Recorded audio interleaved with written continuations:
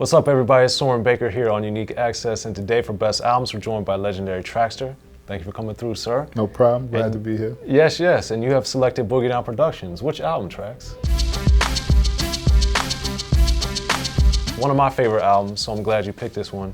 So Trax, for you, obviously, it's their second album, and it came after Criminal Minded and after the passing of Skylar Rock.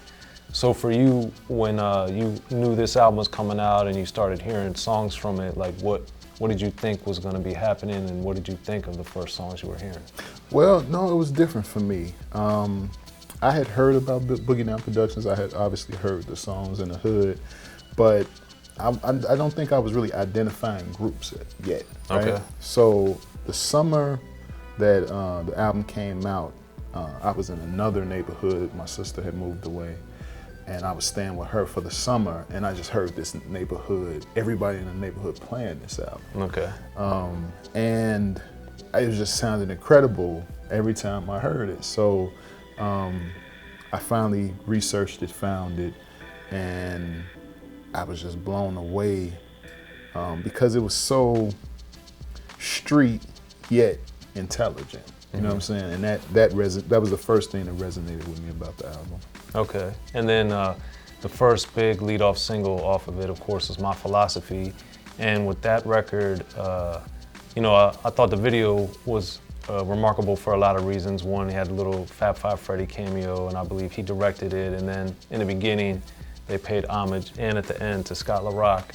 And it was also black and white at a time when a lot of people were going color and making all these super flashy videos. So how do you think that the video worked in with what KRS-One was saying in the song? I had mixed feelings about the video. I didn't like that he didn't say all the verses. You know, it wasn't because he had that acapella part and then it stopped, and I was like, wait, that's not the same. What's going on? So that bothered me a little bit, but other than that, this is one of my favorite videos because of the look, the black and white. But even the scene when Boogie Down Production is arm in arm and goes to the stage, and then KRS-One comes up out of it. That's one of my favorite hip hop moments, hip hop moments, because it just was super dope. They had on the Boogie Down Production, the leather jackets. And it was crazy. So when I think of hip hop, like my moment in hip hop where I feel like that's my hip hop, it's that moment in that video. Yeah, and I thought too that was one of those songs where at this point in '88, we had gotten to the point where people were doing like songs with structure and hooks and all these different things, and I thought that this was kind of a look back in a way, in that the chorus wasn't there really, but then also like his verses were super long, and like we had gotten into the kind of what rap evolved into very quickly after that, which is the more traditional song structure with the verses and then the chorus and all that. And like My Philosophy, I just love that he was just rapping and going in. Yeah, definitely. I felt like, like I said, KRS-One inspired me to want to be a rapper, and that particular video and that particular song, like even the obviously being a producer, the beat impacted me a lot. So like even the break and the sample that was in it, and how the drums it was like a sample drum loop, and then it was some programmed drums, and they were working off each other. It was that was an incredible record. Like I don't think it would be a legendary Traxster without that inspiration flowing through me, you know what I'm saying, at that time. And then I also know from talking to you about this before that your Slippin also had a big impact on you, but as a rapper, right? Right, because Slippin was just such a hard record, and later I found out it was kind of a throwback to poetry on Criminal Minded. But I used to practice performing to that. So I would be in my room with the mirror up, saying all these lyrics, trying to say them, because I would repeat it. I would do it so many times. That's how I got my breath control and learned how to project.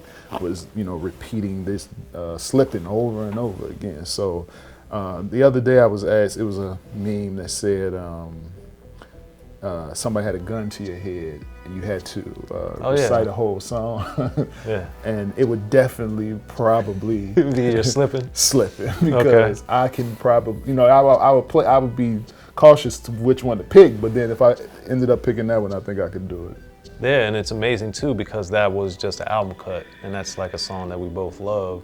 And the other great thing about the album is it had such thematic variance. So, you know, the Stop the Violence record on there, I thought was very important because, you know, obviously in the late 80s at that time, New York and, you know, obviously Chicago, and I'm from right in between Baltimore and DC, like those 4 cities in particular, because of crack and everything else, were just like under siege and just going crazy. And for him to have come out with Criminal Minded, which was one of the early gangster rap records, and then to evolve, you know, after Skylar Rock's passing, to have Stop the Violence, I thought was a phenomenal thing. And then the stories that he told on the record, I also thought were pretty poignant. And, you know, so for you as a rap fan and growing up in Chicago, how did you identify with or get something out of the song? Stop the Violence? Well, first of all, Stop the Violence was dope. Like, absolutely, the songwriting and the, you know, at that time it was like hip hop records had a line that defined the whole song.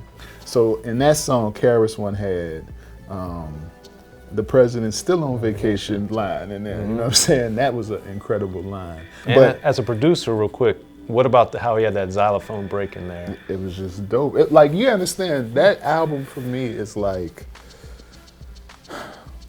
my favorite album because of the combination of the production.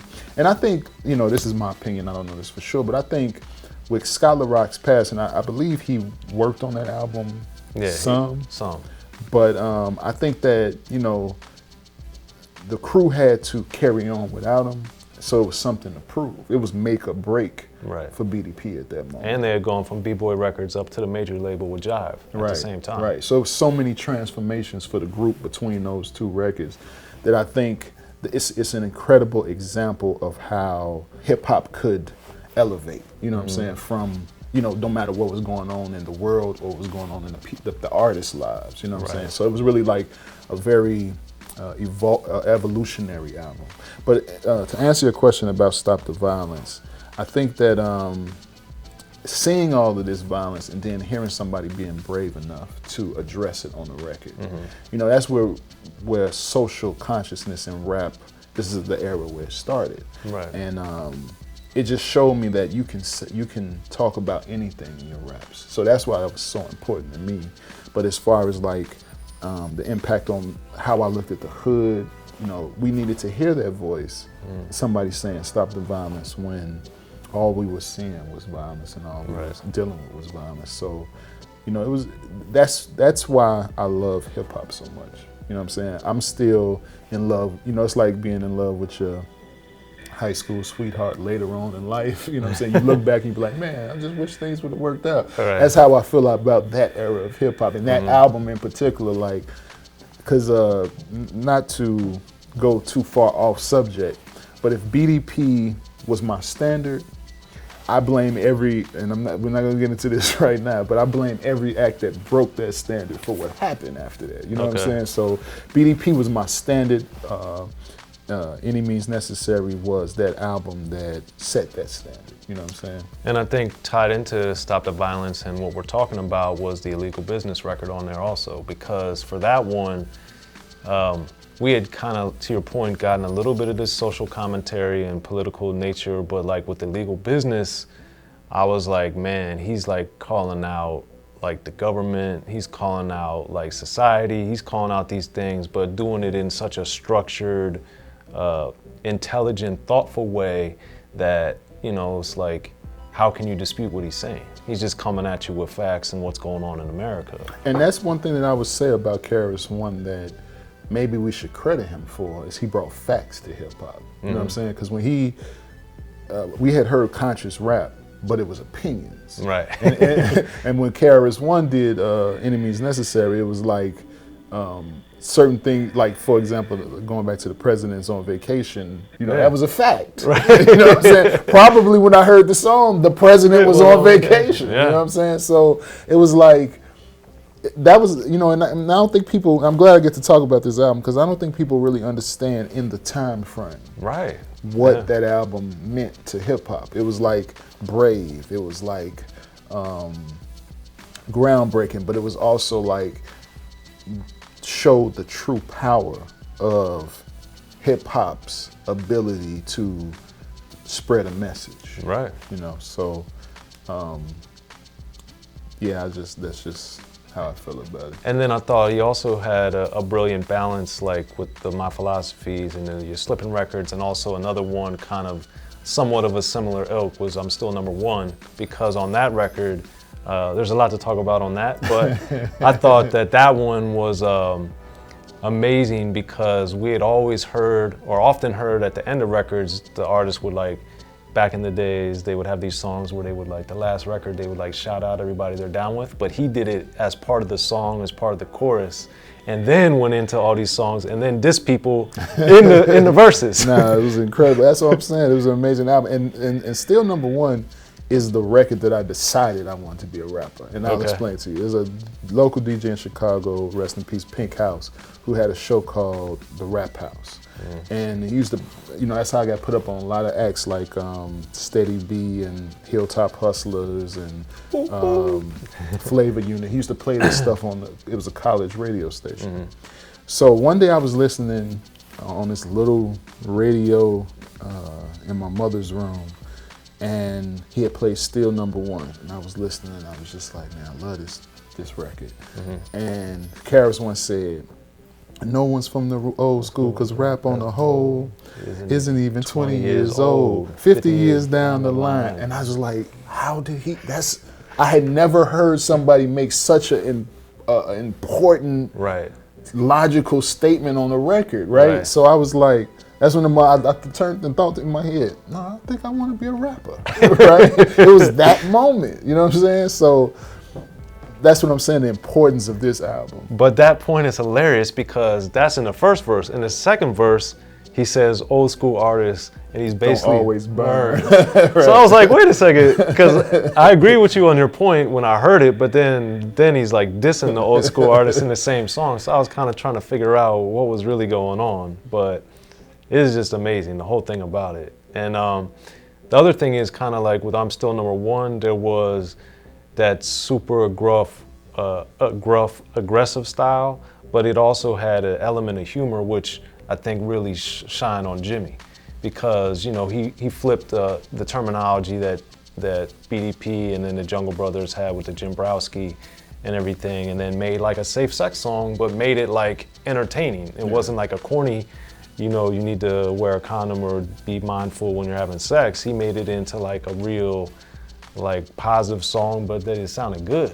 Yeah, I mean that was the power of BDP for me. Was like it was teetering on the line of it could have went. You know how you see a movie and you think, man, this movie could have been horrible if the wrong person would have shot it. You know what I'm saying? That's how I feel about Criminal Minded. That, you know, Jimmy and Stop the Violence, those records could have easily been corny. You know what I'm saying? But he pulled them off exceptionally well, you know what I'm saying? Absolutely.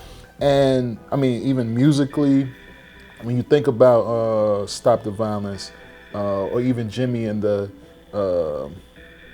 Red Alert in the background going and all that, like it could have easily went the wrong way. Because I was thinking about that the last time I listened to it, like would I have really let somebody go in the booth and rolled up, like would I really would have let that happen? I'm not sure, but he pulled it off. And even with, like I say, with Stop the Violence, the way that beat, you know, it was all synthesized, the bass line, it could, and drum machine sounds, it could have went wrong, you know what I'm saying? But he pulled them all off, and it was an incredible, you know, even like the xylophone, like it could have easily went the wrong way. But it fit perfectly though. Yeah, it fit perfectly. So he was in a zone, they were in a zone at a time where they knew how to appeal to the masses and have social consciousness, but make it entertaining.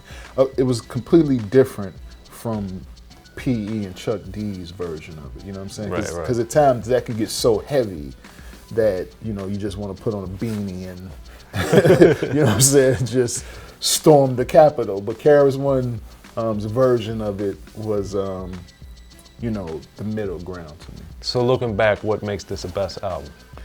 For me, what makes it the best album is because the beats was incredible. Right. Obviously, that's the start of it for me. KRS-One was able to hold that album by himself. Right. And be humorous, be serious. He brought something innovative in what we're gonna call now facts. You know what I'm saying? Right. And but more than all of that, and then BDP was stylish in the sense of they had their own style, their own look, or at least to me it was. Yeah. That's where I was.